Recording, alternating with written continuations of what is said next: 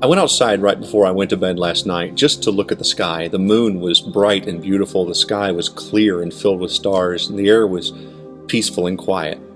Only a few hours later, a powerful storm woke me from my sleep as it rocked the early morning hours.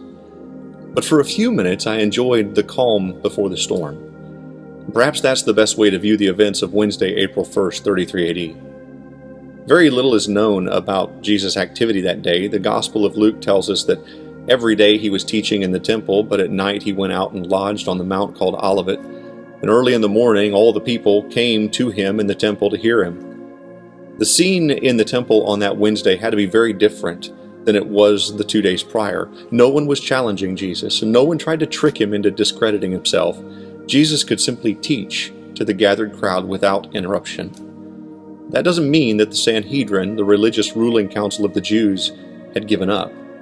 You see, the religious rulers wanted to kill Jesus, not just because he drove the merchants and the money changers out of the temple, and not just because he easily embarrassed them by putting down all of their attempts to entrap him.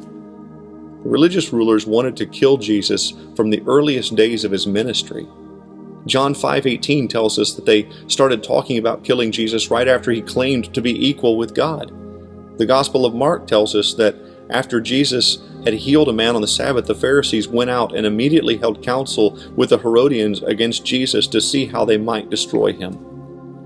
But why did the Sanhedrin hate Jesus? Why did they want to kill him? Well, the Pharisees had developed something known as the oral law.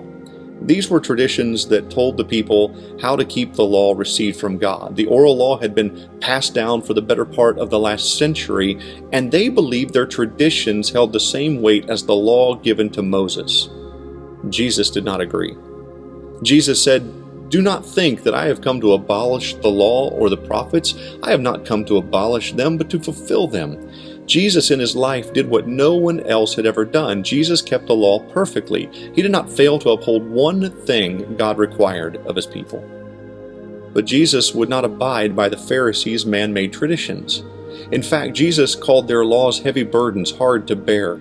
Jesus even accused the Pharisees of laying those burdens on people's shoulders, but they themselves are not willing to move them with their finger.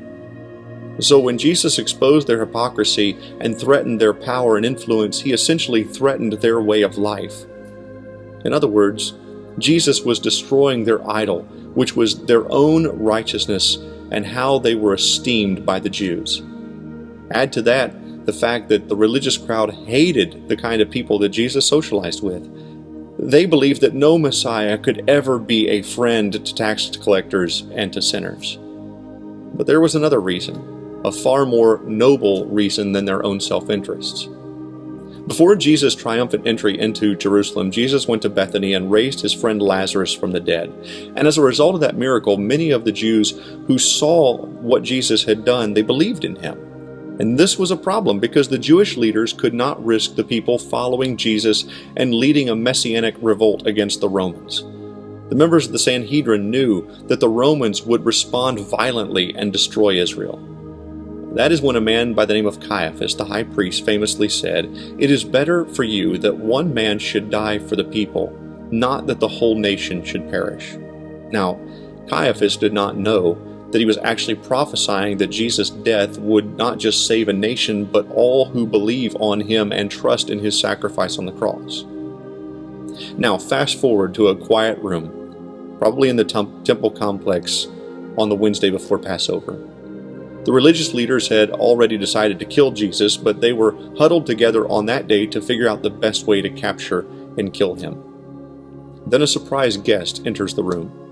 One of Jesus' own disciples, Judas, offers to lead them to Jesus. They pay him 30 pieces of silver and he walks out, waiting for the opportune time to turn Jesus over to those who want him out of the way. And here's what you need to remember. Everything was happening by the definite plan and foreknowledge of God. You see, earlier that day, Jesus revealed once again that he would die. This is what he came to do, to rescue the lost by giving himself as the final offering for sin. In less than 48 hours, Jesus would hang on the cross, and there he made him who knew no sin to be sin for us, that we might become the righteousness of God in him. Father, Thank you for sending your Son to suffer at the hands of sinners for our redemption. Thank you for determining this plan from before the foundation of the world. Thank you for seeing it through to its fulfillment so that we can be made right with you and be restored to you and enjoy a relationship with you. I pray that we would never lose sight of what our salvation cost. Jesus, the perfect one, the one who was entirely sinless, was hunted down so that he might be slain for our sin. Help us to see the unending love that you showed us by giving up your Son as the sacrifice for our sin. Amen.